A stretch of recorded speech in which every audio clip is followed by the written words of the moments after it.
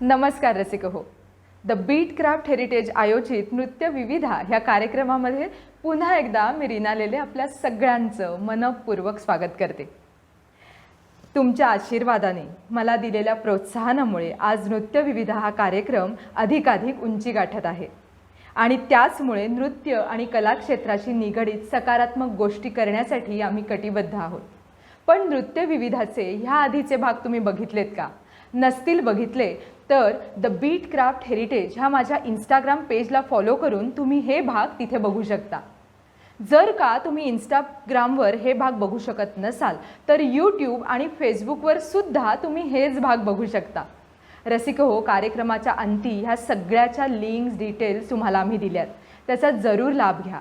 कार्यक्रम आवडला तर नक्की लाईक करा. जास्तीत जास्त लोकांपर्यंत हा कार्यक्रम पोहोचण्यासाठी तुम्ही तो शेअरसुद्धा करा. आणि आता वळूया आजच्या भागाकडे. असं म्हणतात की कला ही जन्मजात अवगत असावी लागते, मात्र आपल्यातील कला ओळखणं, ती वाढवणं आणि ते टिकवणं हे खूप अवघड आणि सातत्याचं काम आहे. आणि ज्याला हे जमलं ना त्याला यशाला गवसणी घालण्याची गरजच पडत नाही. मनातली स्वप्ने ही नेहमी मोठी असावीत, पण ती पूर्ण करण्याची जिद्द ही उराशी बाळगावीच लागते. आज मी ज्या व्यक्तिमत्वाला इथे आमंत्रित केलंय ना, त्या व्यक्तिमत्वानेही अशाच मनोवस्थेने यशाचं शिखर गाठलंय. आज नृत्य विविधामध्ये मी अनुभवते आहे वाऱ्याची एक छानशी सुगंधी लहर, चैतन्याचं एक सुखावणारं वातावरण.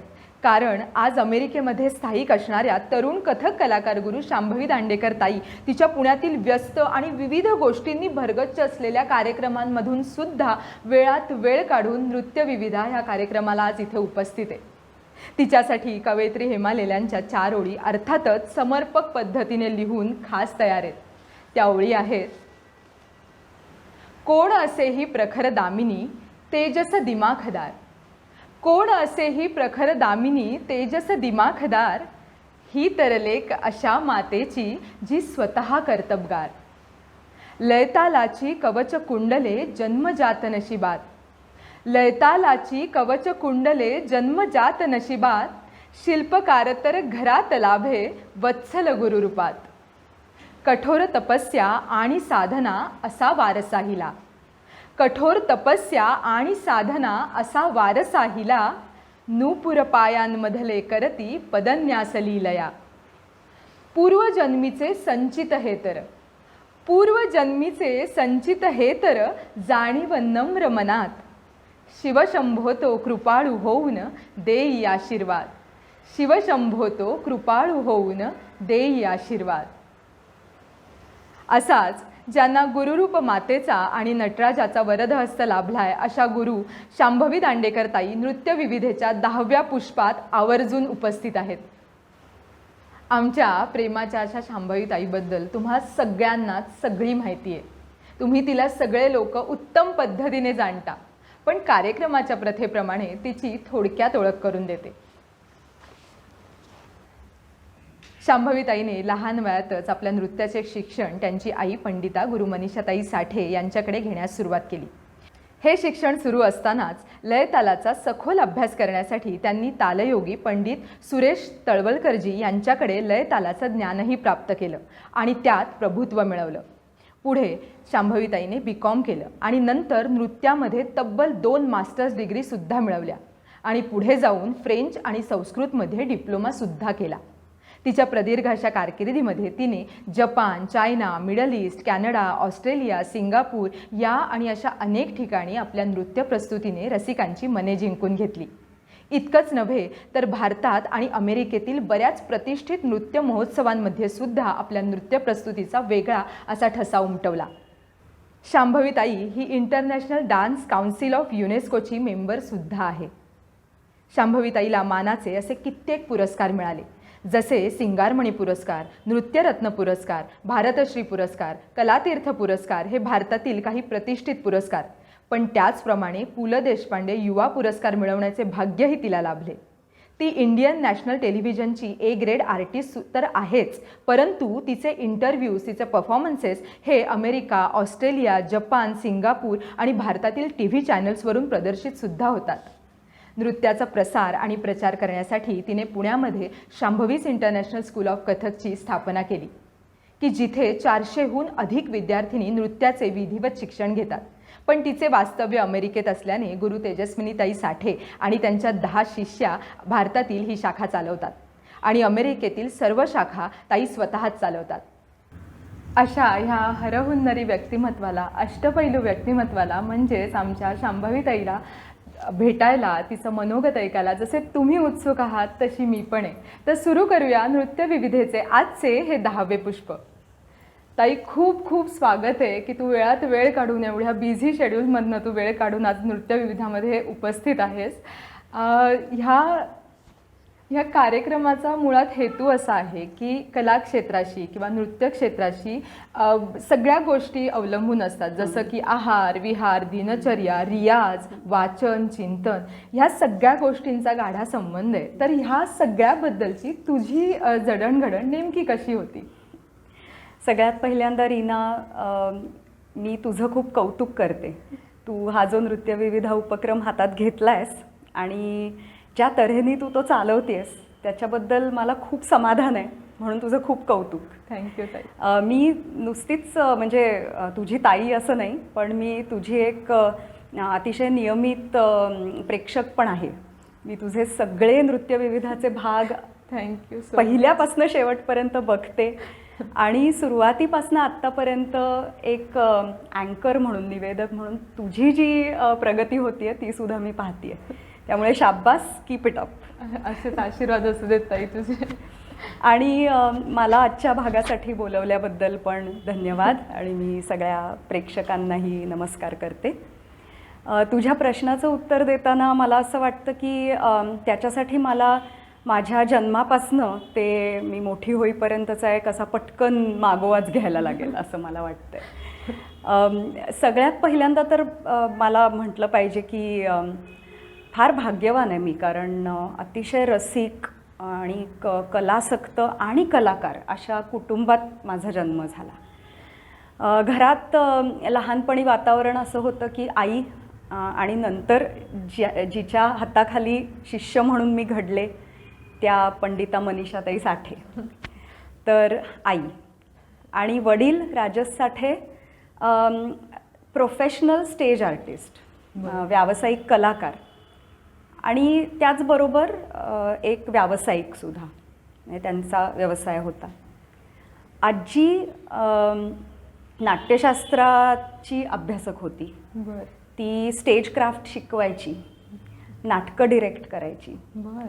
आणि आजोबा, म्हणजे आजीचं नाव विमलाबाई साठे, आजोबा मन्या बापू साठे म्हणायचे त्यांना. पुण्यातलं हे फार प्रसिद्ध साठे कुटुंब. तर आजोबा वेगवेगळी वाद्य वाजवायचे आणि त्यांना संगीताची अतिशय आवड होती. विशेष करून नाट्यसंगीताची त्यांना आवड होती. आणि त्यांच्या संगीताच्या आवडीचा एक महत्त्वाचा पुरावा म्हणजे माझी आजी जेव्हा इस्लामपूरहून लग्न करून पुण्याला आली, म्हणजे खेडेगावातनं शहरात, तेव्हा त्यांनी आवर्जून तिला गाणं शिकवलं. म्हणजे तिला गाण्याची आवड होती, पण खेडेगावात कुठे चान्स मिळणार. तर पुण्याला आल्यावर ती सुरुवातीला सरस्वतीबाई राणे, त्यांचे भाऊ सुरेश बाबू माने, त्यांच्याकडे अनेक वर्ष शास्त्रीय गायन शिकली. त्याच्यानंतर भेंडी बाजार घराण्याचे प्रसिद्ध गायक जानोरीकर गुरुजी, त्र्यंबकराव जानोरीकर, त्यांच्याकडे ती गाणं शिकली. ती रेडिओवर गायची. तर असं संगीत, नृत्य, विविध कला आणि माझ्या वडिलांचा आणि त्यांच्याकडच्या म्हणजे माझे आजोबा, पणजोबा ह्यांच्याकडनं आलेला अतिशय प्रबळ असा आध्यात्मिक वारसा, असं सगळं वातावरण आजूबाजूला होतं. आता आपण लहान असतो तेव्हा आपल्याला काही कळत नाही की आपल्याला इतकी सगळी फारच मोठी अवेलेबिलिटी आहे. आपण वाढत असतो, पण वाढता वाढता ते सगळे संस्कार आपल्यावर होत असतात ना. तर त्याप्रमाणे मला आठवतं आहे की लहानपणापासूनच मला नृत्य बघायची अतिशय आवड होती. तर माझ्या म्हणजे आपल्या लहानपणच्या काही पहिल्या आठवणी असतात की नाही, तर माझी आठवण अशीच आहे की घरातल्या मोठ्या हॉलमध्ये आईचा क्लास चालला आहे आणि भिंतीला पाठ टेकून अशी छोटीशी मी अशी बसली आहे आणि प्रॅक्टिस चालू आहे. आई त्यावेळेला साडी नेसून शिकवायची बरेचदा क्लासमध्ये. तर ती अशी थोडीशी साडी वर उचलून तिचे तत्कार दाखवायची. ती एक माझी आठवण आहे. त्याच्यानंतर अगदी 4-5 वर्षाची मी असताना आईनी मला शिकवायला सुरुवात केली आणि त्याच्याचबरोबर माझ्या KGच्या वर्गातल्या अजून पण माझ्या मैत्रिणी होत्या. तर आम्ही 4-5 जणी एकत्र आईकडे शिकायला लागलो. मला असं वाटतं की माझं खूप शिक्षण हे संस्कारातनं झालं त्या काळामध्ये, कारण की मी इतकं बघत होते आणि आईने मला कधी असं ढकललं नाही की नाही ये कर. विशेषतः वाढत्या वयामध्ये तेव्हाही तिने कधी ढकललं नाही. ती उलट सांगते की तिला फार भीती वाटायची की हिच्यावर जास्ती सक्ती केली तर ही नकोच म्हणेल असं. पण मला मनापासूनच आवड असली पाहिजे. त्यामुळे जितका वेळ घरामध्ये नृत्यविषयक गोष्टी चालायच्या तितका वेळ मी आईचा पदर धरून असायचेच तिथे.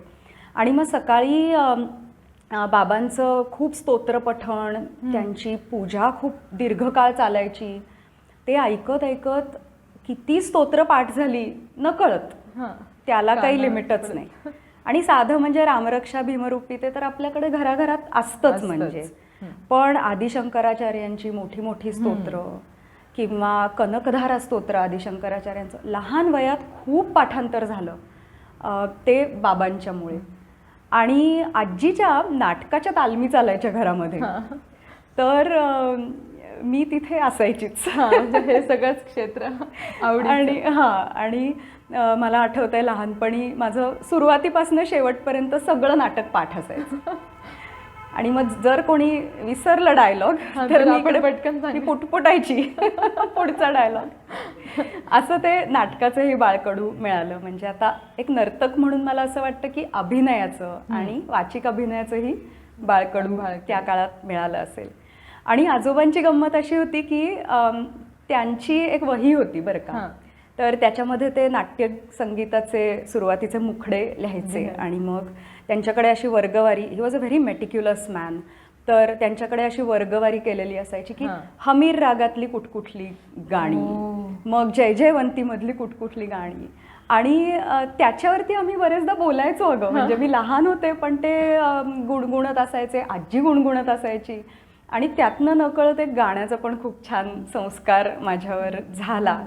आणि असं ते अगदी सुरुवातीचा काळ असा गेला. मग नंतर जरा कळत्या वयात आल्यावर शाळेत अभ्यास वगैरे सुरू झाला. तर अभ्यासही मला खूपच आवडायचा. त्यामुळे हे जरा हो, कारण अशा वेळेला अभ्यास आवडणं हे मुश्किल आहे. म्हणजे इतकं सगळं चालू असताना पण ओव्हरऑल शाळाच आवडायची. मी विमलाबाई गरवारे हायस्कूलमध्ये होते आणि त्याच्या आधी बालशिक्षण मंदिर, सो डेक्कन जिमखाना एरियातच पुण्यामध्ये सगळं शिक्षण झालेलं. आणि त्याच्यानंतर BMCC कॉलेज. त्यामुळे हा एरिया सोडला तो डायरेक्टली पुणे विद्यापीठात ललित कला केंद्रात MA ला ॲडमिशन घेतली. त्यावेळेला जरा थोडंसं लांब जायला लागलं. पण शिक्षकांचं एक्स्ट्रा करिक्युलर ॲक्टिव्हिटीजसाठी अतिशय त्यांचा पाठिंबा होता. शाळेत असताना मी जास्ती नृत्य केलंच नाही. मी वक्तृत्व, नाट्यवाचन, नाटक ह्याच्यातच खूप होते. आणि मग कॉलेजमध्ये BMCC मध्ये तर कसं वातावरण आहे आपल्याला सगळ्यांना माहितीच आहे. कला क्रीडा अतिशय पोषक वातावरण. आणि तोपर्यंत जरा घरी अशी कुणकुण लागलेली होती की मी बहुतेक ह्याच क्षेत्रामध्ये काहीतरी व्यवसाय म्हणून हेच क्षेत्र घेईन. त्यामुळे बाबा म्हणाले की तू जर का कलाकार बनणार असलीस तर, म्हणजे त्यांच्याच वाक्यात सांगायचं तर, रुपया आला कसा आणि गेला कसा हे तुला कळलं पाहिजे. त्यामुळे बाबा म्हणाले की तू कॉमर्सलाच जा. आणि मला लहानपणापासून BMCC कॉलेजचं इतकं वेड होतं की मी नेहमी गमतीने म्हणते की ते जर आर्ट्स कॉलेज असतं तर मी आर्ट्सला गेले असते. असं इतकी सुंदर बिल्डिंग. आणि आम्ही लहानपणी तिथे खेळायला जायचो ग्राउंडवर. तर त्यामुळे BMCC मध्ये असा माझा प्रवेश झाला. आणि तिथे गेल्यावरच्या 5 वर्षामध्ये नृत्य आणि नाटक या दोन्ही माझ्या कलागुणांचा प्रचंड विकास झाला. म्हणजे फिरोदिया, पुरुषोत्तम, दोन्हीची जी विनिंग टीम होती त्याच्यामध्ये मी होते. पण हे असं होतं ना की एवढी आकर्षक गोष्ट म्हणजे डान्स आहेच, पण कसं आहे की नाटक हे जे एक ऑरा आहे त्याचा, तर तुला असं वाटलं नाही कधी की आपण त्याच्यात काहीतरी करावं, की काय घडलं?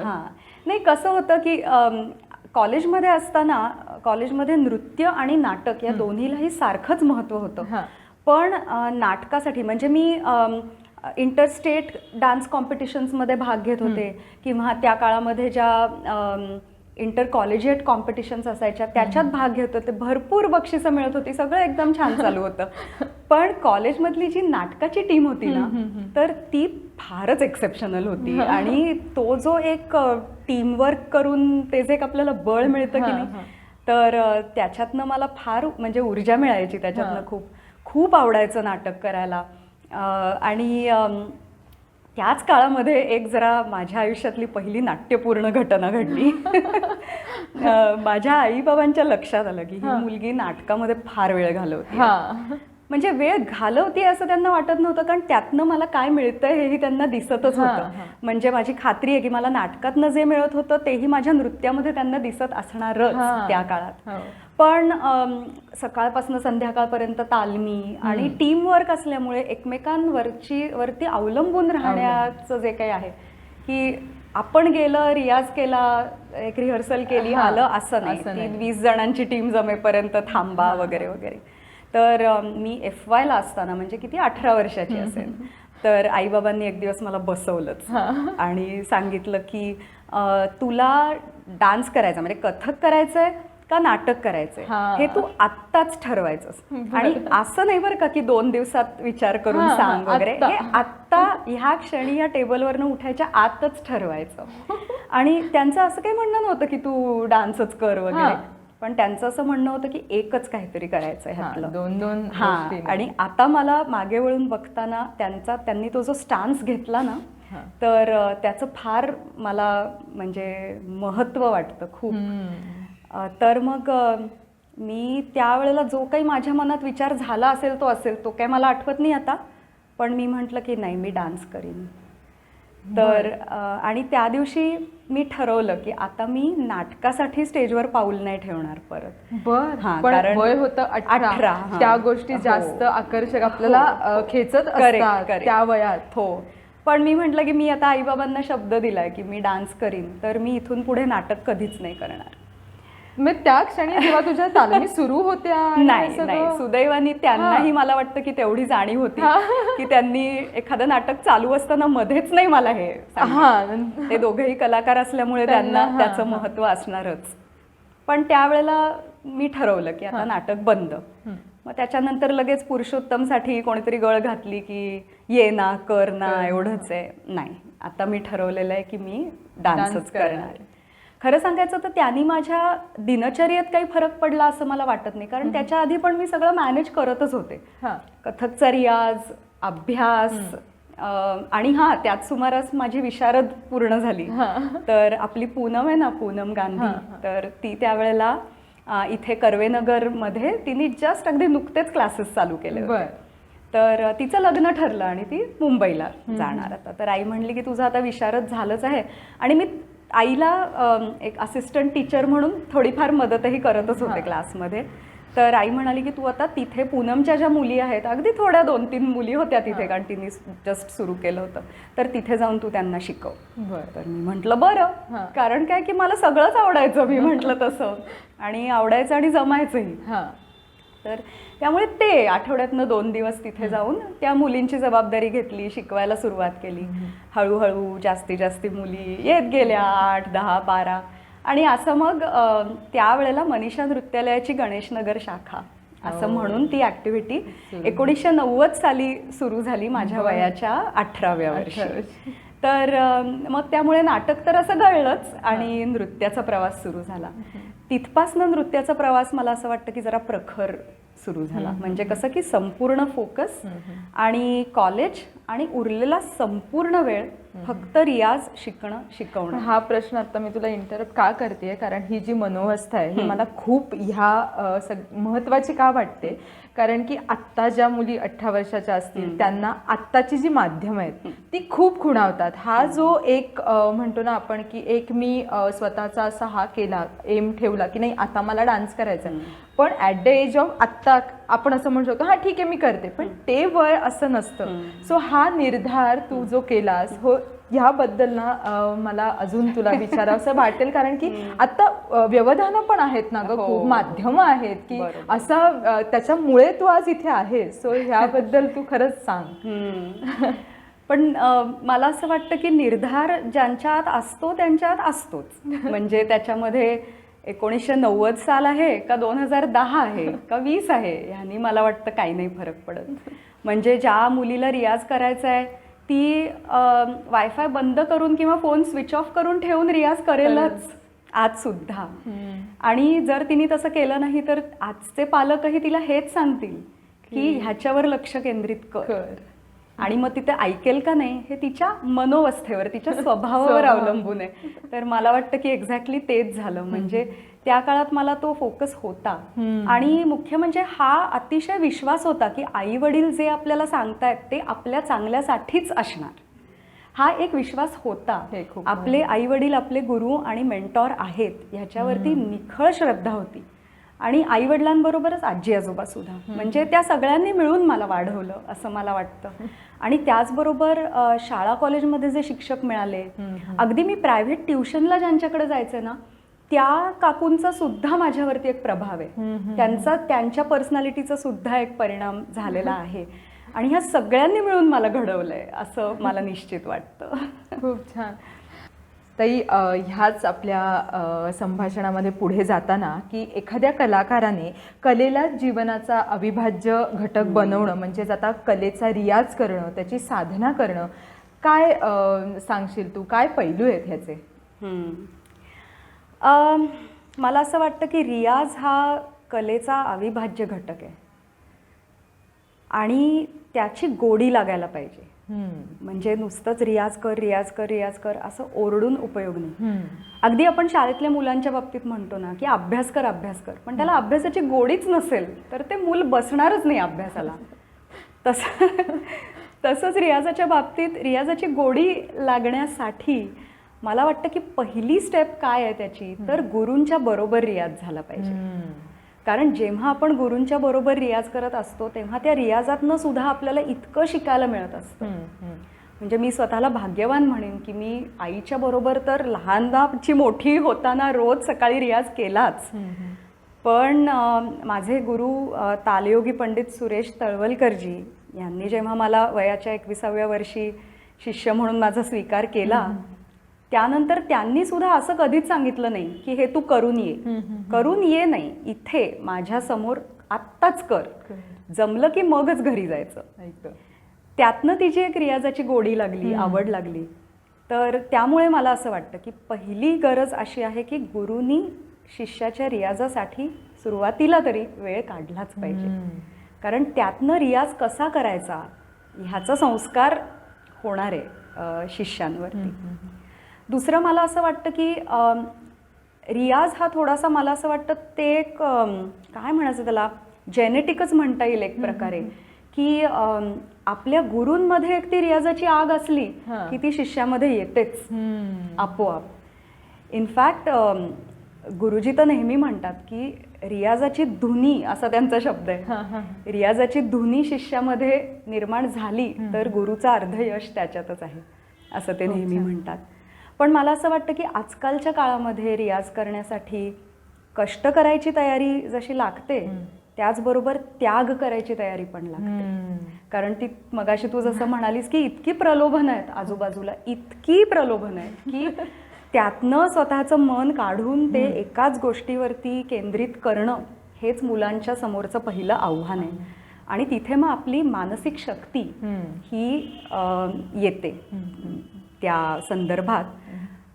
त्यामुळे त्याग किती तुम्ही करू शकता, म्हणजे तुमचं त्या कलेवर किती प्रेम आहे किंवा तुम्हाला कुठे पोचायचं आहे या संबंधी तुम्हाला किती रस्ता दिसलाय पुढे, खूप खरं. आणि मग त्यासाठी त्याग हा करायलाच लागेल. म्हणजे तुम्हाला संध्याकाळी मित्रमैत्रिणींबरोबर नाही उंडारता येणार तुम्हाला सिनेमाला नाही जाता येणार किंवा तुम्हाला कट्ट्यावर नाही बसता येणार, पण तो जो त्याग आहे किंवा तुम्हाला पहाटे उठून रियाज हा करायलाच लागेल. करेक्ट. आत्ता करोनाच्या काळामध्ये मी माझ्या तिथल्या अमेरिकेतल्या सगळ्या शिष्यांचं बघतीये की तरुण वयात सगळेच अपार्टमेंट्समध्ये राहत असतात, अजून स्वतःची घरं झालेली नसतात, आणि मग शेजाऱ्यांना त्रास होतोच. मग बरोबर असा वेळ शोधून काढायचा की जेव्हा शेजारी आजूबाजूला खालचे वरचे कोणी ओरडणार नाही, आणि मग घुंगराचा आवाज होऊ नये म्हणून गोपीजींची युक्ती. रीना, गोपीजी जेव्हा कलकत्त्याच्या त्या छोट्याशा चाळीत राहायचे, आणि म्हणजे हे गोपीजींनीच त्यांच्या एका मुलाखतीत सांगितलेलं आहे, सुखदेव महाराजजी त्यांना पहाटे उठवायचे 4 वाजता रियाज करायला, पण आजूबाजूच्यांना त्रास होऊ नये म्हणून घुंगरावरती कापडाची घट्ट पट्टी बांधायची. बर. म्हणजे घुंगरांचा आवाज तरी येत नाही, पण आपल्या पायात तर घुंगराचं वजन राहतं. तर आत्ता करोनाच्या काळामध्ये माझ्या तिथल्या अमेरिकेतल्या जवळपास सगळ्या मुलींनी ही युक्ती वापरून रियाज केलेला आहे. आता मला असं वाटतंय की तू हे सांगितल्यानंतर इथली सगळ्या जण असं विचार करतील जेव्हा त्यांना झोपेच्या वेळेला रियाज करायचा असेल कोणाच्या किंवा काय. खूप छान आयडिया आहे. जुनी युक्ती आहे, जुनी युक्ती. माझ्या तोंडून फक्त बाहेर पडली आहे आता ती. अगदीच. त्यामुळे रियाजाचा फार गंभीरपणे विचार झाला पाहिजे. आणि दुसरं म्हणजे आजकालच्या भाषेत, आजकालच्या मुलांना समजेल अशा भाषेत सांगायचं तर रियाज ही इन्व्हेस्टमेंट आहे, आणि इन्व्हेस्टमेंट जर बरोबर झाली नाही तर रिटर्न्स मिळणार नाही. त्यामुळे जर का तुम्हाला भरपूर श्रीमंत व्हायचं असेल ना कलेत पुढे जाऊन, तर भरपूर इन्व्हेस्टमेंट झाली पाहिजे. म्हणजेच योग्य वयात भरपूर रियाज झाला पाहिजे, आणि ती इन्व्हेस्टमेंट योग्य कंपनीजमध्येही करायला लागते ना आपल्याला, कुठेही पैसे टाकून चालत नाही. तसंच योग्य गुरुची निवड ही फार महत्त्वाची आहे. खूप समर्पक. म्हणजे आपण जे बघतो की खेडेगावातनं लोक येतात आता मनीषाताईंकडे, किती मुली कुठनं येऊन शिकतात. आणि मी माझं अमेरिकेतलंही उदाहरण देईन की दूरदूरच्या शहरांमधनं दर आठवड्याला फ्लाईट पकडून माझ्याकडे येऊन मुली शिकतात, मुलं बाळं घर संसार सगळं सांभाळून. आणि नुसतं शिकणं इनफ नाही आहे, पुढच्या वेळेला जेव्हा येतील तेव्हा आधीचं सगळं तयार असणंही आवश्यक आहे, म्हणजेच तिथे रियाज आला. त्यामुळे ती इन्व्हेस्टमेंट योग्य ठिकाणी झाली पाहिजे, योग्य वेळेत झाली पाहिजे, आणि तरच पुढे जाऊन तुम्हाला कलेच्या क्षेत्रात त्याचा रिटर्न मिळेल. योग्य गुरु मिळणं हे इतकं महत्त्वाचं आहे, हे ताईच्या बोलण्यातनं आज आपल्याला कळलंय. आता वळूया आपण पुढच्या प्रश्नाकडे. ताई, तू इंडियन क्लासिकल डान्स हा पाश्चिमात्य देशामध्ये शिकवतेस, तर मग हे शास्त्रीय नृत्य तिकडे शिकवत असताना तुझा काय अनुभव आहे? म्हणजे हे आपलं नृत्य ते लोक कसे अडॉप्ट करतात, ह्याविषयी काय सांगशील? जरूर. 10 वर्षापूर्वी मी इथून पुण्यातून कॅलिफोर्नियामध्ये सॅन फ्रान्सिस्को बे एरियामध्ये गेले, स्थायिक झाले, आणि तेव्हापासनं मग मी तिथे जे इथे करत होते ना तेच तिथे करायला सुरुवात केली. पण त्याच्या आधीची जवळपास 10 वर्ष म्हणता येईल मी ऑलमोस्ट दरवर्षी जात होते व्हिजिटिंग आर्टिस्ट म्हणून. तिथे जाऊन वर्कशॉप्स घेत होते, कधी परफॉर्मन्स टूर्स असायच्या. तर त्याचा मला फायदा असा झाला होता की एक त्रयस्थ म्हणून मला त्या सगळ्या तिथल्या एकूण जो कला व्यवहार होता, इन द सेन्स जे काही तिथे चालायचं, ज्या तऱ्हेनी नृत्य शिकवलं जायचं, परफॉर्मन्सेस ज्या तऱ्हेने व्हायचे, त्याचा एक चांगला आवाका येण्यासाठी मला त्या सगळ्या माझ्या टूर्सची मदत झाली होती.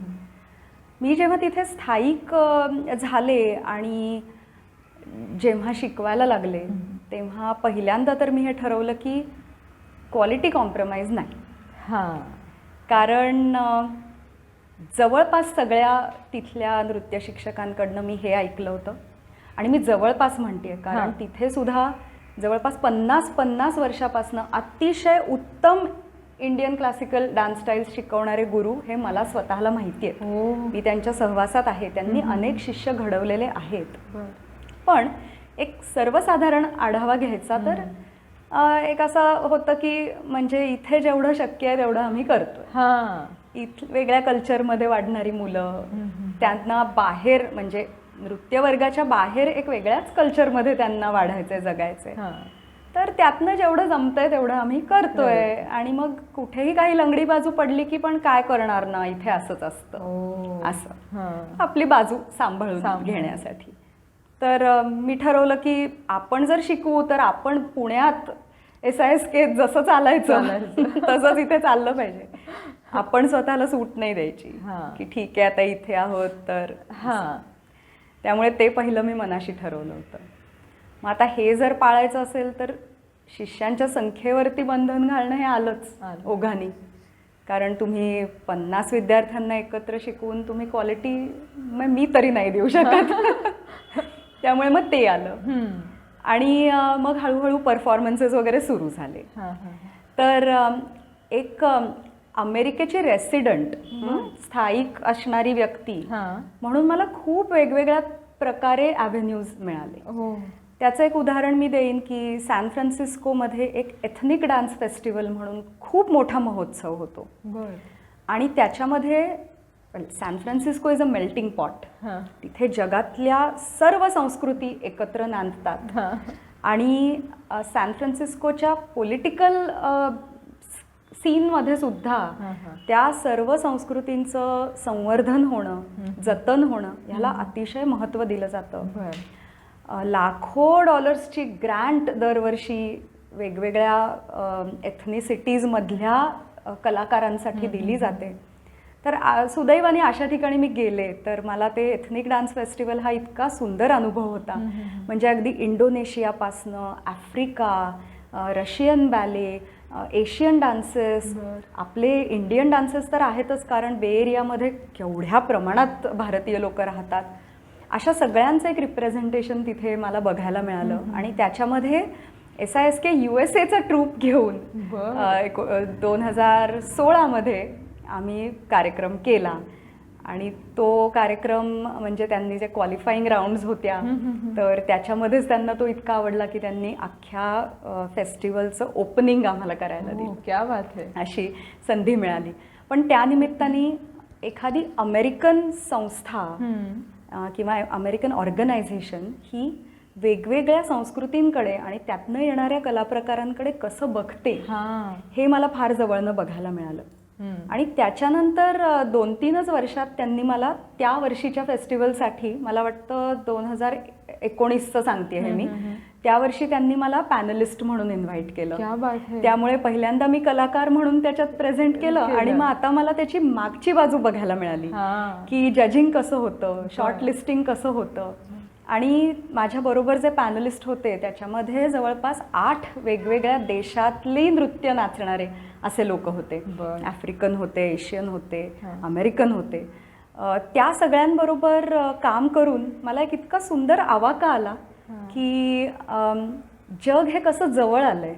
म्हणजे मला असं वाटतं की अमेरिका अनेक बाबतीत सगळ्या जगाचे पुढारी म्हणून काम करतं, कधी गरज असताना कधी नसताना. पण कलेच्या बाबतीत मला असं वाटलं की ह्यांचा कला प्रकारांकडे बघण्याचा दृष्टिकोन किती उदात्त आहे. म्हणजे आज आपण इथे पुण्यामध्ये एक असं धरूया की एका पर्टिक्युलर नृत्याचं कल्चर असेल तर दुसऱ्या कला प्रकारांना त्रास होतो तिथे रुजण्यासाठी. पण तिथे फार समानतेने सगळ्या कल्चर्सकडे, सगळ्या कलांकडे बघताना मी लोकांना बघते. आणि दुसरं मला तिथल्या ऑडियन्सचं एक कौतुक वाटतं की एस्पेशली अमेरिकन ऑडियन्स जो असतो ते जर एखाद्या म्हणजे ते समजा माझा कार्यक्रम बघायला येणार असतील तर फार अभ्यास करून येतात ग लोक. म्हणजे आपल्याकडे जी पद्धत असते ना की गाण्याचा कार्यक्रम ऐकायला जायचं आणि म्हणायचं आम्हाला काही शास्त्रीय ह्याच्यातलं काही कळत नाही बुवा असं म्हणूनच ऐकायला बसायचं. तर मला असं वाटतं की ते त्यांच्या रक्तात नाहीये जरा. जर ते जाणार असतील तर ते आधी रिसर्च करतात, त्या कलाकाराची वेबसाईट चेक करतात, यूट्यूबवर व्हिडिओज बघतील 2-4 की ओके कथ्थक हा प्रकार आहे तर मग काय आहे तरी काय हे, किंवा कलाकाराला लुकअप करतात आणि अशी छान एक तयारी करून कार्यक्रमाला जातात. आणि अतिशय ओपन माइंडनी सगळी कवाडं मनाची उघडी ठेवून ते कार्यक्रम बघतात. तर जेव्हा जेव्हा मला अमेरिकन ऑडियन्स मिळाला माझ्या वास्तव्यानंतर आणि इव्हन आधीसुद्धा, तर तेव्हा मला त्यांचं फार कौतुक वाटलं.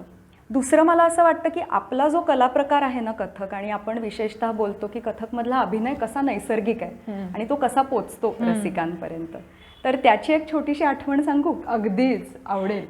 तर न्यू मेक्सिकोमध्ये एका छोट्याशा शहरामध्ये सॅन्टा फे म्हणून एक शहर आहे, तर तिथे स्ट्रिंग्स अँड बीट्स म्हणून एक डान्स प्रोडक्शन काही वर्षांपूर्वी आम्ही केलं होतं. मी सतार प्लेअर शाकीर खान आणि तबला प्लेअर हर्षद कानेटकर असं आमच्या तिघांचं ते प्रोडक्शन होतं. तर तो आमचा स्ट्रिंग्स अँड बीट्सचा कार्यक्रम त्यांनी ठेवला होता. त्या दिवशी ऑडियन्समध्ये मला तरी वाटतं की 99% अमेरिकन्स असतील, कारण ते शहरच अशा ठिकाणी आहे की तिथे इंडियन्स फारसे नाहीच आहेत. तर मी तिथे रसिया को नार बनावरी केलं.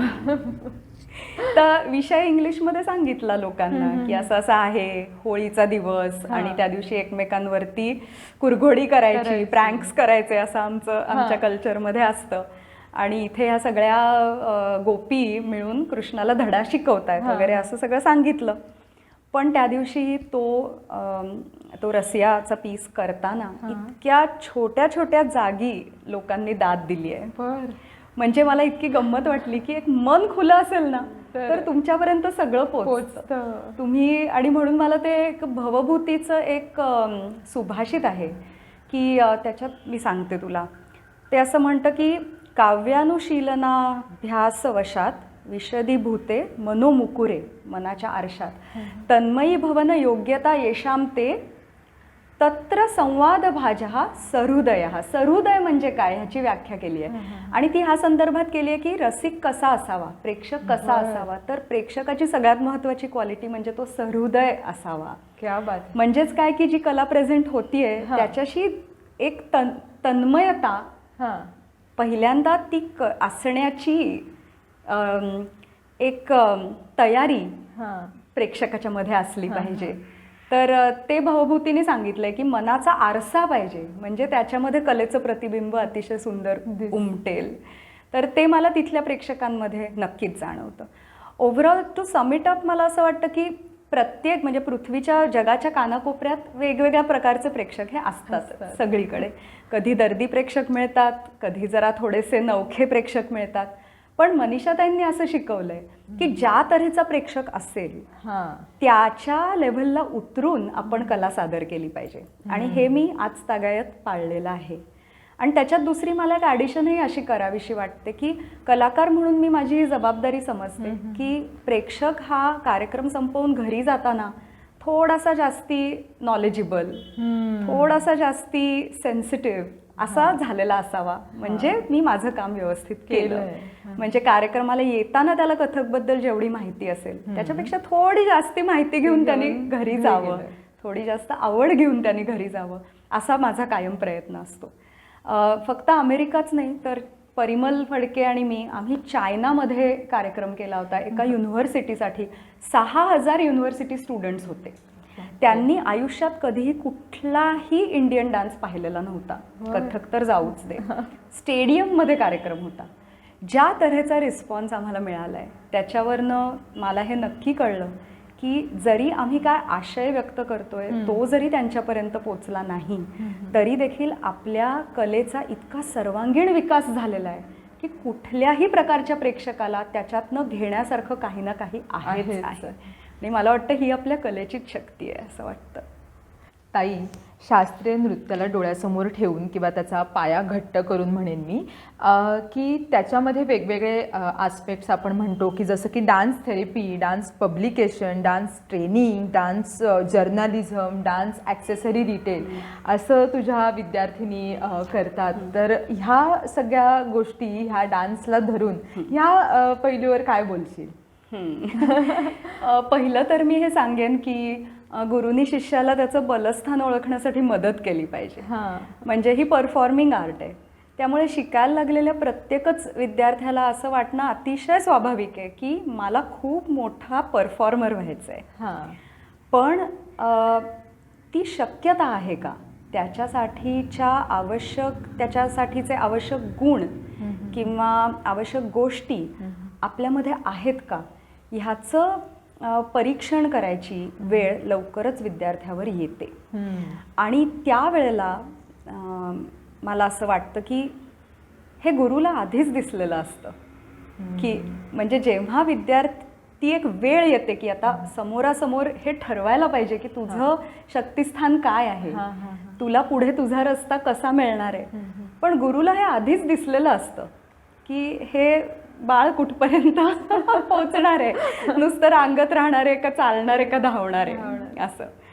तर मला फार लहान वयापासून मी म्हणते, म्हणजे मी लहान वयाची शिक्षिका असल्यापासून असं म्हणते, in the early days of my performing career, teaching career. तर मला असं वाटायचं की ज्याला जे चांगलं जमतं ते त्यांनी करायला पाहिजे. फक्त हे परफॉर्मिंग आर्ट ही आहे म्हणून प्रत्येकाने परफॉर्मन्सवर लक्ष केंद्रित करता कामा नये, कारण की त्याच्यापेक्षा इतर अनेक गोष्टी त्यांना चांगल्या जमण्याची शक्यता आहे. ह्याच्याच बरोबर मला असंही वाटायचं की नृत्य शिक्षक होण्यासाठी त्याचं ट्रेनिंग असणं अतिशय गरजेचं आहे. म्हणजे शिकवायचं कसं हे शिकण्याची नितांत गरज आहे. आणि हे जे लोक शिकतात तेच पुढे जाऊन चांगले शिक्षक होतात. तर ही माझी अशी काय म्हणायचं त्याला, तरुण वयातली प्रखर मतं होती असं म्हणायला हरकत नाही. तर माझ्या सुदैवाने माझ्या तरुण वयापासूनच माझ्याकडे ज्या विद्यार्थिनी शिकत होत्या त्यातल्या अनेकांना मी नृत्य हाच जीवनमार्ग म्हणून स्वीकारण्यासाठी प्रवृत्त करू शकले, तसं त्यांना पाठबळ देऊ शकले, ती ताकद देऊ शकले त्यांना. आणि परमेश्वराने मला असे शिष्य माझ्याकडे पाठवले की जे चांगले तयार झाले. तर मला असं नेहमी वाटलं त्यांच्या संदर्भात की हां, हे काय 10,000 का विद्यार्थिनी असतील समोर, तर ह्यातल्या ह्या मुलींनी अमुक केलं पाहिजे. म्हणजे उदाहरणार्थ की डान्स थेरपी केली पाहिजे, कारण की तिला सायकोलॉजीची बॅकग्राऊंड आहे, कारण की तिला कळतं दुसऱ्याच्या मनात काय चाललंय आणि दुसऱ्याला कशी मदत करावी.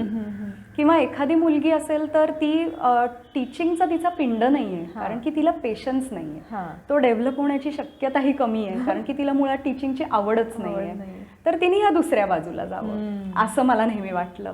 आणि खरं सांगायचं तर हे माझं वाटणं मी काय दरवेळेला माझ्या शिष्यांपर्यंत थेट शब्दात पोचवलं असं नाही, पण असं ह्या हृदयीचे त्या हृदयी असं म्हणतो ना आपण की शब्दांशिवायही ते समजतं. जसं मुलांना आई वडिलांचं समजतं तसंच शिष्यांनाही गुरुचं समजतं. तर त्याप्रमाणे माझ्या शिष्यांनी तू आत्ता सांगितलंस तसं इतक्या वेगवेगळ्या क्षेत्रामध्ये भराऱ्या घेतल्या आणि त्यांचं सुंदर काम चालू आहे. Dance publication, dance therapy, dance accessories retail. म्हणजे मला असं बघायला खूप आवडेल की अतिशय मोठी वेबसाईट आहे आणि अतिशय मोठा ऑनलाईन बिझनेस आहे माझ्या विद्यार्थिनींचा की जगाच्या कानाकोपऱ्यात कथक रिलेटेड प्रॉडक्ट्स त्या विकतायत आणि पोचवतायत. आणि असं एक समीकरण झालंय की तुम्हाला क्वालिटी प्रॉडक्ट्स हवे असतील तर तुम्ही याच वेबसाईटवर जा. अशी ही प्रगती माझ्या विद्यार्थिनींची झालेली पाहायला मला खूपच आवडेल.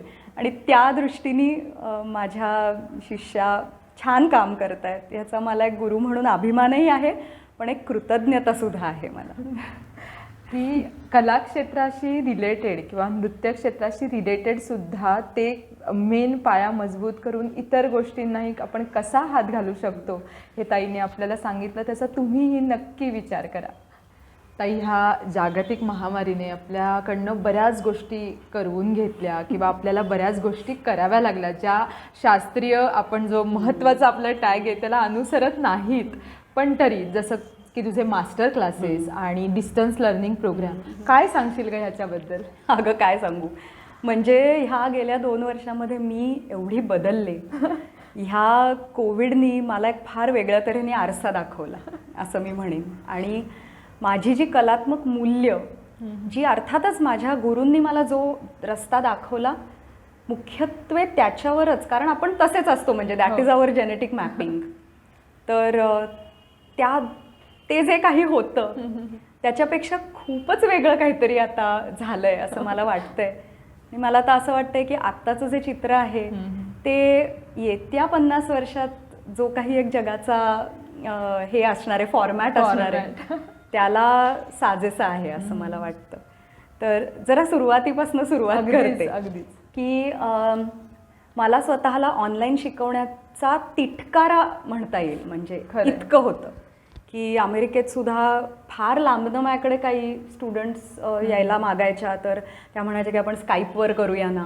तर 1-2 आठवडे मी ते रेटायची आणि मग नंतर काहीतरी कारणं काढून मी त्यांचे क्लासेस कॅन्सल करायला लागायचे. शेवटी एक दिवस मी ठरवलं की हे काही आपलं काम नाही, कारण त्याच्यातनं आपल्याला काही ऊर्जाच मिळत नाहीये शिष्य समोर उभा असताना जे काही होतं. तर त्यामुळे मी ठरवलं की हे काय आपलं काम नाही आणि मी फक्त इन पर्सनच शिकवणार आहे. स्काईप डान्स थोडी असा शिकता येतो. आणि खरंच सांगते, ज्यांना ज्यांना करिअर म्हणून हे करायचं ते असं शिकूच शकणार नाही. त्यामुळे ते तर आहेच. पण कोविडच्या दरम्यान काय झालं म्हणजे मार्चमध्ये आमच्याकडे पहिला लॉकडाऊन सुरू झाला गेल्या वर्षी 2020 मार्च.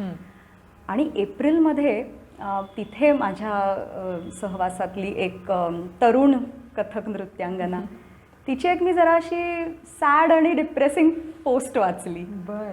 तर मी म्हटलं की ह्या मुलीला जर का नैराश्य आलं असेल, इतकी उत्साहाने सळसळणारी मुलगी, तर इतरांचं काय झालं असेल. मी म्हटलं आता आपल्याकडनं आपण काहीतरी केलं पाहिजे. तर म्हणून तिथे आम्ही एक मंडे मॉर्निंग रियाज म्हणून ॲक्टिव्हिटी सुरू केली. सो कारण काय की माझ्या संपर्कात सहवासात तिथे अशा बऱ्याच तरुण नृत्य शिक्षिका आहेत की ज्या संपूर्ण वेळ कथक शिकवतात. आणि मग अशाही बऱ्याच आहेत की ज्या त्यांना एक डे जॉब आहे, म्हणजे IT मध्ये किंवा दुसऱ्या कुठल्या क्षेत्रात त्या पूर्ण वेळ नोकरी करतात आणि मग इतर वेळ त्या नृत्याला देतात. अशा दोन्ही प्रकारच्या. पण मी म्हटलं की आत्ता मला ज्या मुली दिवसभर आणि आयुष्यभर फक्त नृत्य करतात त्यांची काळजी घेतलीच पाहिजे, कारण की त्या डिप्रेस झाल्या तर त्यांचं करिअर धोक्यात आहे. तर म्हणून आम्ही मंडे मॉर्निंग रियाज सुरू केला. सोमवारी सकाळी 2 तास झूमवर मी रियाज करणार आणि माझ्याबरोबर आपापल्या घरातनं आपापल्या शहरातनं सगळेजण रियाज करणार. हळूहळू 30-35 पर्यंत आमचा काउंट गेला. आणि ह्याच्यामध्ये कोणी स्टुडंट्स नाही, फक्त शिक्षक आणि अगदी ॲडव्हान्स लेव्हल स्टुडंट्स, म्हणजे तुम्ही जसे आहात तसं. तर खूप छान ती ॲक्टिव्हिटी सुरू झाली आणि त्याच्यातनं खूप ऊर्जा मिळाली आम्हाला सगळ्यांना. म्हणजे मी नाही असं म्हणणार की मीच लोकांना ऊर्जा दिली, कारण त्यातनं मला सुद्धा भरपूर ऊर्जा मिळाली. मी विचार करत गेले की पुढच्या सोमवारी काय करायचं. मी हा विचार करत गेले की कुठल्या गोष्टींचा अजून ह्या मुलींना एक्सपोजर नाही मिळालेलं. शिक्षिका असल्या स्वतः तरीही त्यांच्या वाढीसाठी आपल्याला काय करता येईल. आणि त्यातनं माझी सुद्धा खूप वाढ झाली, हे मी नक्कीच कबूल करते. तर अशी ती एक सुरुवात होती. मग त्याच्यातनं नवात्मन नावाची एक न्यूयॉर्कला संस्था आहे, तर ती शास्त्रीय नृत्याच्याच क्षेत्रात काम करते. तर जुलैमध्ये त्यांनी मला मास्टर क्लाससाठी विचारलं. तर ते म्हणले की तुम्हाला जो पाहिजे तो विषय घ्या. तर मग मला एकदम असं वाटलं की आपण फरमाईशी बंदिशी शिकवूया ह्या क्लासमध्ये. तर म्हणून त्याला असं फरमाईशी त्रिताल असं नाव दिलं. आणि आपले कन्व्हेन्शनल फरमाईशी चक्रधार, त्याच्याचबरोबर इतर फरमाईशी म्हणजे लोम विलोम झाले, वेदम झाले, कमाली चक्रधार झाले, अशा वेगवेगळ्या बंदिशी मी त्या 2 दिवसाच्या मास्टर क्लासमध्ये शिकवल्या. आणि तो एक्सपिरियन्स आवडला मला. मला असं वाटलं की अरे हे छान आहे, हे आपण करू शकतोय. तोपर्यंत काय झालं होतं की सगळे क्लासेस झूमवरच चालले होते. त्यामुळे ती एक ऑनलाईन शिकवण्याची एक नॅक सुद्धा डेव्हलप झाली होती, जी आधी अजिबातच नव्हती. पण दर दिवशी विचार करायला लागायचा की आपल्या क्लास हा जास्ती एंगेजिंग होण्यासाठी किंवा त्यातनं रिटर्न्स म्हणजे चांगल्या तऱ्हेने विद्यार्थी शिकू शकण्यासाठी आपल्याला काय करता येईल. असं करत करत तो पॉइंट आला की मास्टर क्लास मला छानच जमला घ्यायला असं मला वाटलं. आणि त्याच्यातनं मग पुढे एक एक विषय डोक्यात येत गेले. आणि मला असं वाटलं की नेहमी जेव्हा मी वेगवेगळ्या ठिकाणी वर्कशॉप्स घ्यायला जाते तर एक साधारण साचा असतो की कुठे एक ताल शिकवला किंवा कुठे एखादा तराणा शिकवला, त्रिवट शिकवला, ध्रुपद शिकवला. पण मूळ जे ग्रासरूट महत्त्वाचे विषय आहेत तर त्याला हात घालून मास्टर क्लासेस घ्यायचे असं मी ठरवलं. तर त्याप्रमाणे पहिला क्लास घेतला संस्कार, आणि त्याला जगभरातनं 200 विद्यार्थ्यांनी हजेरी लावली. म्हणजे झूमच्या एका मीटिंगमध्ये ते मावले नाहीत म्हणून 2 वेगवेगळे मास्टर क्लासेस घ्यायला लागले. आणि त्याच्यात मी फक्त ह्याच्याबद्दलच बोलले की चांगला शिष्य आपल्याला कसं होता येईल आणि स्वतः आपल्याला विकास कसा करता येईल नृत्याच्या क्षेत्रामध्ये. तर अशा तऱ्हेने ती सुरुवात झाली. तुला तर माहितीच आहे, म्हणजे प्रत्येक वेळेला तू ही त्याचा भाग होतीसच. पण मास्टर क्लास सिरीजनी माझ्या मते खूप लोकांचा खूप फायदा झाला. आणि मग मी एक धाडस करून ठुमरी सुद्धा शिकवली की ती एक अशी माझीच टेस्ट होती की अभिनय शिकवताना मी किती व्हर्बली ब्रेकडाऊन करू शकेन. कारण झूमवर तुम्ही शिकवत असताना जर तुम्ही बोलला नाहीत जास्ती तर ते पोचत नाही. तर त्यामुळे अभिनयाचा ब्रेकडाऊन थ्रू व्हर्बल मीडियम असा तो एक चॅलेंज होता. तर असं वेगवेगळे मास्टर क्लासेस. आणि अगदी रिसेंट 2 नक्की मला उल्लेख करायला आवडेल की एक पढंतचा मास्टर क्लास घेतला.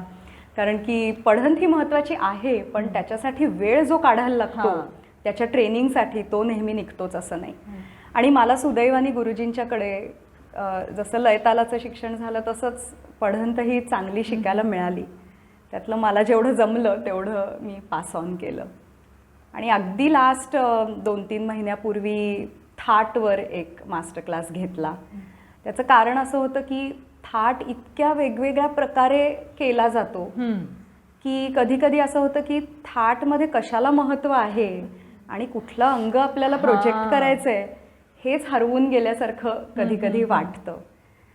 तर मग माझ्या डोक्यात असं आलं की आपल्याला जेवढा थाट समजलाय तर तेवढा आपण लोकांपर्यंत पोचवावा. जे जे आपण असे ठावे ते इतरांचे शिकवावे. तर थाट मास्टर क्लासला थाट डिकन्स्ट्रक्टेड असं नाव दिलं. कारण की त्याच्यामध्ये थाटचं जे प्रत्येक अंग आहे, जसं की उठाण आहेत, कसक मसक आहे, थाटमधली एक चमक आहे. म्हणजे थाटमध्ये मुलायमता, मृदुता आणि आक्रमकता याचा एक अतिशय वेगळाच असा बॅलन्स आहे जो इतर बंदिशी तोडे तुकड्यांमध्ये आपण तशा तऱ्हेने नाही त्याच्याकडे बघत. तर ह्यातल्या प्रत्येक आस्पेक्टवरती फोकस करून त्याच्यावरती काम करून आणि मुख्य म्हणजे नृत्य शिक्षकांना थोडंसं एनेबल करण्यासाठी, त्यांना थोडी पुष्टी देण्यासाठी की तुम्हाला हा ताल असेल तर ह्या तऱ्हेने समेवर या, शेवटचा खंड इतक्या मात्रांचा असेल तर ह्या तऱ्हेने समेवर या. जे मला गुरुजींच्याकडनं शिकायला मिळालं तेच पुढे पास ऑन करण्याचा तो एक प्रयत्न होता. मास्टर क्लासेसला खरंच उदंड प्रतिसाद मिळाला.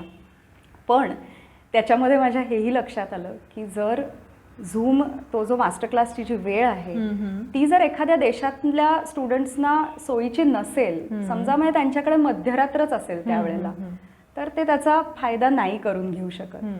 किंवा माझ्या झूम क्लासेसच्या वेळेला हे असं झालं की जुन्या विद्यार्थिनी ज्या माझ्याकडे शिकत होत्या आणि दुसरीकडे सेटल झाल्या, त्यामुळे त्यांचं थांबलं. तर त्या अप्रोच झाल्या की ताई आम्हाला आवडेल, पण आता माझ्या आणि त्यांच्या टाइम झोनमध्ये फरक असल्यामुळे माझा संध्याकाळी 7चा क्लास असेल तर तिथे त्यांच्याकडे रात्री 10 वाजलेले आहेत, तर 10 ते 11 अवघड आहे म्हणजे अख्खा दिवस झाल्यानंतर. मग माझ्या डोक्यात असा विचार आला की आपण अशा लोकांसाठी काहीतरी केलं पाहिजे जे गुरुपर्यंत पोचू नाही शकत किंवा ते त्या कला प्रकारापर्यंत पोचू नाही शकत, तर आपण कला त्यांच्याकडे कशी घेऊन जाऊ शकू. आणि ह्या विचाराची सुरुवात खरं तर खूप 10-11 वर्षांपूर्वी झाली होती, रादर जास्तीच पूर्वी झाली होती. तेव्हा एक दरबारी रागातली एक धून आणि त्याच्यावरती कोरिओग्राफी असा मी एक व्हिडिओ यूट्यूबवर पोस्ट केला होता. रादर माझ्या यूट्यूब चॅनलवरचा तो पहिला व्हिडिओ होता आणि त्याला उदंड प्रतिसाद मिळाला. आणि त्याच्यावर ज्या कॉमेंट्स यायच्या त्याच्यामध्ये एका नॉर्वेच्या बाईने एक कॉमेंट टाकली होती की मला हा डान्स फॉर्म अतिशय आवडलाय, पण मला काही ॲक्सेसच नाहीये हे शिकायला, मी काय करू, हाऊ कॅन आय लर्न दिस. त्यावेळेला तर माझ्याकडे त्याचं काही उत्तर नव्हतं, पण तो कुठेतरी विचार डोक्यात होता. म्हणूनच 2010 साली जेव्हा SISKची स्थापना केली तेव्हा त्या नावामध्ये इंटरनॅशनल हे आवर्जून घातलं, शांभवीज इंटरनॅशनल स्कूल ऑफ कथक. त्यावेळेला कदाचित ते माझं एक स्वप्न होतं, पण ते डिस्टन्स लर्निंग प्रोग्रामच्या माध्यमातून आता हळूहळू साकार होतंय. तर यावर्षी जानेवारीत डिस्टन्स लर्निंग प्रोग्राम सुरू झाला दर 4 महिन्यांनी त्याची नवीन बॅच सुरू होते आणि मी 1 तासाच्या व्हिडिओच्या माध्यमातून त्या आठवड्याचा क्लास त्या विद्यार्थ्यांपर्यंत पोचवते.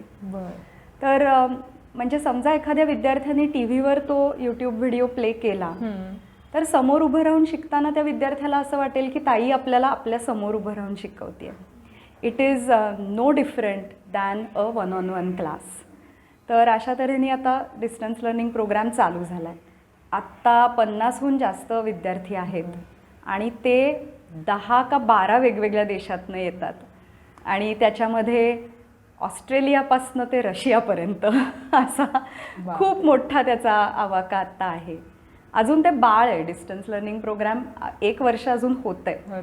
आत्ता तरी त्याचा रिस्पॉन्स खूप चांगला आहे आणि कधीतरी मला असं ते बघायला आवडेल, म्हणजे त्याचं एक फलित असं बघायला आवडेल की डिस्टन्स लर्निंग प्रोग्राममधनं शिकून लोकांना एवढी अर्ज उत्पन्न झाली आहे की त्यांनी आपल्याकडे प्रत्यक्ष येऊन शिकणं सुरू केलं आहे.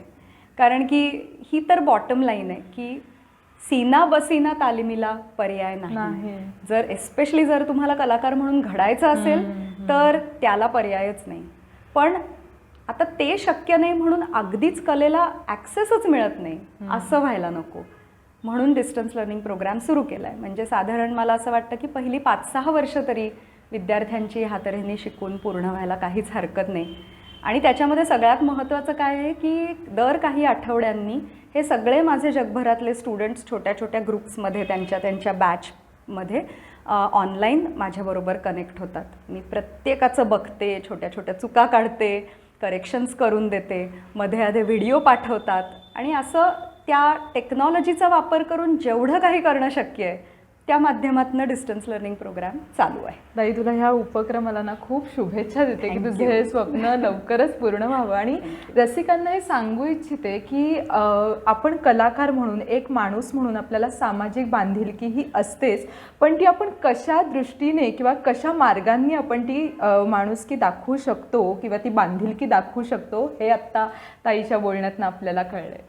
ताई, मुलाखतीत पुढे जात असताना की आपण एक कलाकार आहोत आणि कलाक्षेत्रामध्ये स्वातंत्र्य आणि स्वैराचार हे मी का म्हणेन, कारण की जुन्यातनं नव्याचा प्रवास आपण जसं म्हणतो की माध्यमांची रेलचेल वाढते, द्वंद्व, कला आणि सोशल मीडिया, तर ह्या सगळ्यावर अपडेट असणं हे खूप महत्त्वाचं झालं आहे आत्ता आपल्याला. पण त्याचे जसे सकारात्मक फायदे आहेत ना तसे नकारात्मक आहेत. तर ह्याविषयीचं तुझं मत काय आहे? उत्तर देताना मला आधी विंदा करंदीकरांच्या 4 ओळी आठवल्या. त्यांनी म्हटलंय की इतिहासाचे अवजड ओझे डोक्यावर ना घेऊनी नाचा. इतिहासाचे अवजड ओझे डोक्यावर ना घेऊनी नाचा, करा पदस्थल त्याचे आणिक, चढून त्यावर भविष्य वाचा. क्या बात. तर आपण जे शिकतो, जसे असतो, जशी परंपरा आपल्याला मिळते त्याच्यातनं पुढे जाणं गरजेचं असतं. कला ही प्रवाही आहे, तिचं स्वरूप बदलत जाणारच आहे. मोठमोठ्या गुरूंनी त्यांच्या म्हणजे त्यांना मिळालेल्या कलेला कसे वेगवेगळे आयाम दिले हे आपण पाहिलेलं आहे आणि त्यातनं आपण खूप काही शिकलेलो सुद्धा आहोत. आता आपण ज्या क्रॉसरोड्सला आलेलो आहोत तर सगळ्या जगाचा एक टोन बदलला आहे आणि त्या म्हणजे पॉईंटला मला असं वाटतं की प्रत्येकाने स्वतःभोवती एक सीमारेषा आखायची गरज आहे.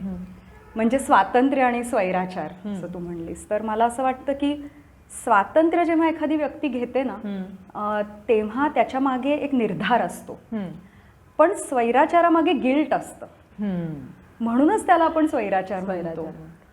त्यामुळे स्वातंत्र्याचा प्रवास स्वैराचाराकडे सुरू जाऊ न देण्यापासून प्रत्येक कलाकारांनी स्वतःला रोखलं पाहिजे.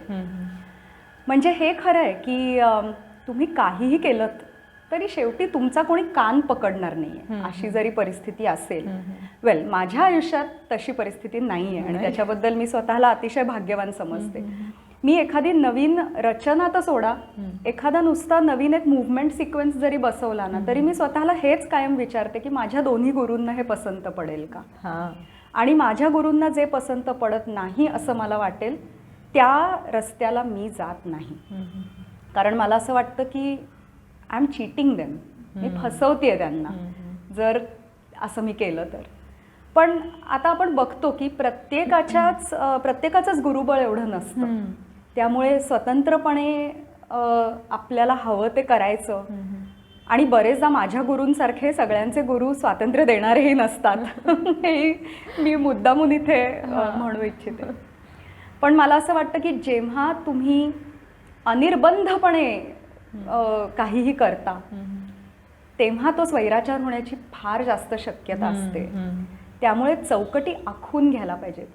त्या चौकटी तुमच्या आधीच्या पिढी सारख्याच असल्या पाहिजेत असं अजिबात नाहीये. तुमच्या नवीन चौकटी असू देत त्या, पण चौकटी असू देत. कारण की चौकटी नसल्या तर फ्रेम शिवायचं एखादं चित्र इमॅजिन कर. फ्रेम आहे म्हणून त्याला आकार आहे, म्हणून त्याला एक अर्थ आहे. तसंच कलेचं सुद्धा आहे. त्यामुळे स्वातंत्र्य, स्वैराचार म्हणजे हा शास्त्रीय हा जो आपण मी म्हटलं तसं मगाशी की आपण हा खूप महत्वाचा शब्द त्या कलेच्या पाठी जोडतो. त्यावेळेला बरोबर आहे. म्हणजे आपण त्यांना अभिजात कला म्हणतो. आणि अभिजात ह्याचाच अर्थ असा की एका विशिष्ट प्रकारे एका परंपरेमध्ये पुढे जाणारी कला, जी स्वतःचा वेगळा प्रवाह तर शोधते पण ती जिथनं निघाली, उगम जिथे झाला ते विसरत नाही.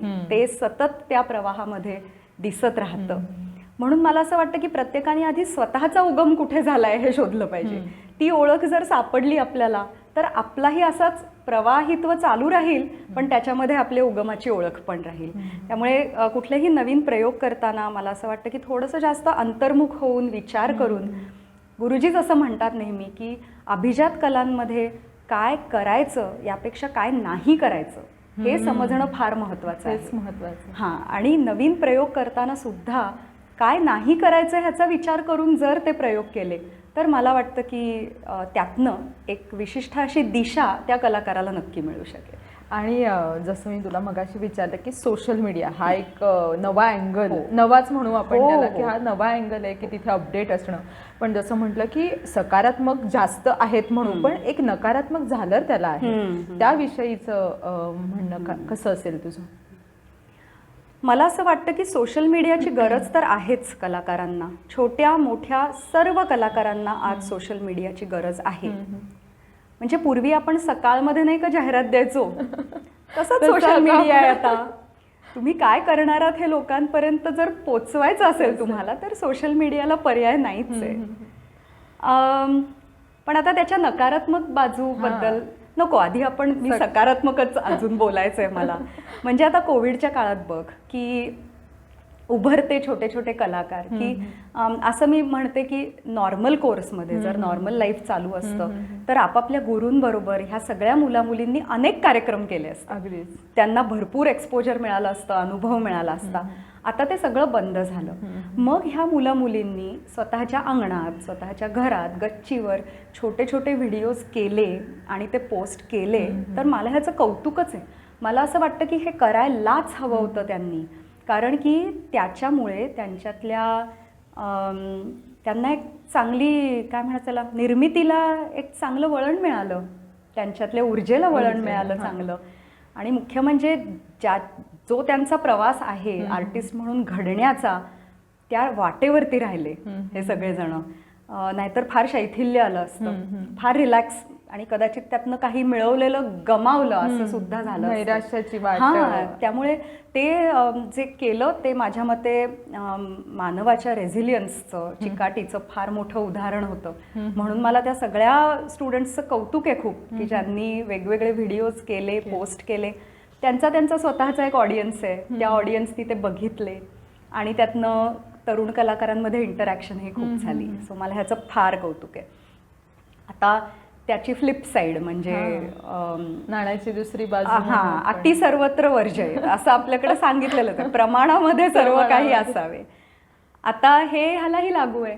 त्यामुळे प्रमाणाबाहेर ज्यांनी केलं त्याचं प्रेक्षकांना अजीर्ण झालं आणि झालं. म्हणजे आता त्याच्यातनं पुढे काय झालं हे आपल्याला माहितीच आहे. पण मला असं वाटतं की अशी ओरड कशाला करायची की दर दिवशी व्हिडिओज पोस्ट करतात, दर दिवशी अरे त्यांचं त्यांना ठरवू दे. त्यांच्यामध्ये तेवढी एनर्जी आहे, त्यांना ते शक्य आहे दर दिवशी एक नवीन व्हिडिओ करणं, म्हणून ते करतात. मला शक्य आहे का? अजिबात नाही. मी आठवड्याला सुद्धा एक व्हिडिओ करू शकणार नाही. पण त्यांना जर शक्य आहे तर करू दे. ज्यांना बघायचंय ते बघतायत. तुम्ही कोण ठरवणार आहे की कोणी किती व्हिडिओज करावेत आणि पोस्ट करावेत, नाही का? त्यामुळे अगेन स्वातंत्र्य त्यांना देणं हे आधीच्या पिढीचं काम आहे. त्यातनंच बरोबर काय चूक काय हे ठरणार आहे आणि त्यातनंच त्यांनाही कळणार आहे की आपण किती करायला हवं होतं, आपण किती केलं, त्याचा काय परिणाम झाला. They will learn their lesson. खूप छान पद्धतीने मांडलंय ताईने.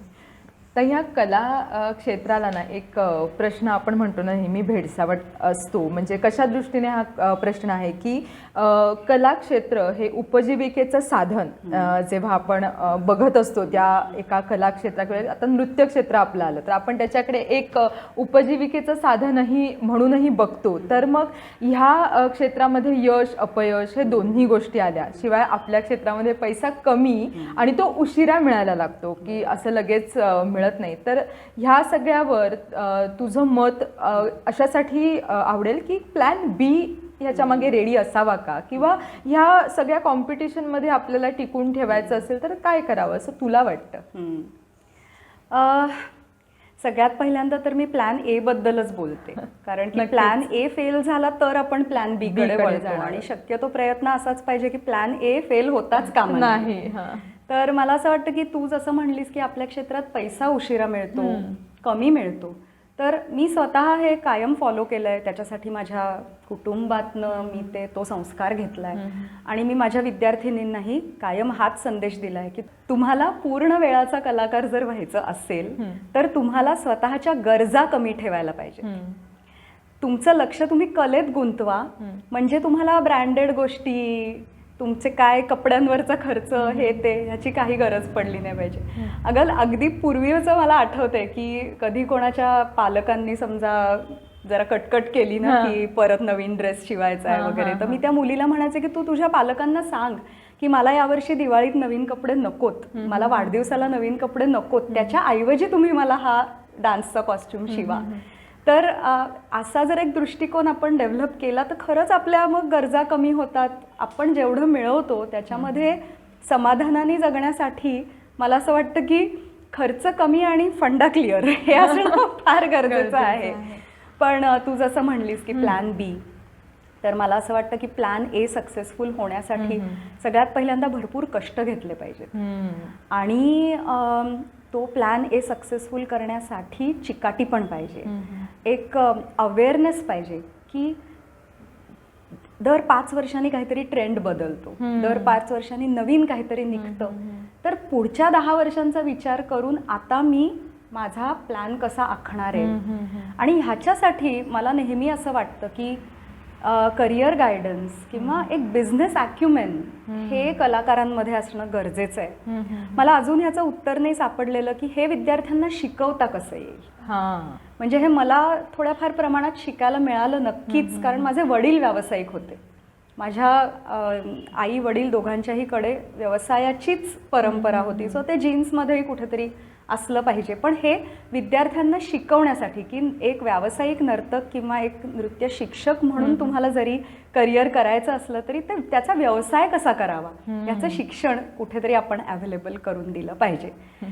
कोणाच ठाऊक, कदाचित जसा डिस्टन्स लर्निंग प्रोग्राम सुरू झाला तसा मे बी 2 वर्षामध्ये कदाचित असाही एखादा कोर्स सुरू होऊ शकेल काहीतरी. पण मला असं वाटतं की प्लॅन बी म्हणजे असलेल्या क्षेत्रापासून संपूर्ण फारकत घेऊन दुसरं काहीतरी करणं नाही. म्हणजे हे फार महत्वाचं आहे. म्हणजे आपण असा विचार करूया की समजा एखादा इंजिनियर आहे आणि त्याचं नाही नीट चाललेलं, तर प्लॅन बी म्हणून एकदम त्यांनी किराणा मालाचं दुकानच काढायची काही गरज नाही.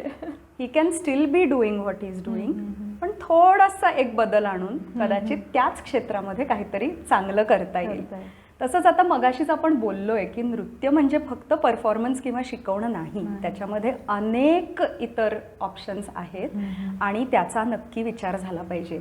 म्हणजे आता आपण एवढ्यातल्या एवढ्यात आपल्या पुढे उदाहरणं आहेत की डान्सर्स कॅमेऱ्यामागे असतील, डान्सर्स लाइटिंग करत असतील, खूप तर महत्त्वाचं आपल्याला आहे. किती आवडतं कलाकार म्हणून. तर कारण अशा- त्या क्षेत्रातलं नॉलेज असल्यामुळे Exactly. त्याचा फायदा होतो आपल्याला. एक्झॅक्टली.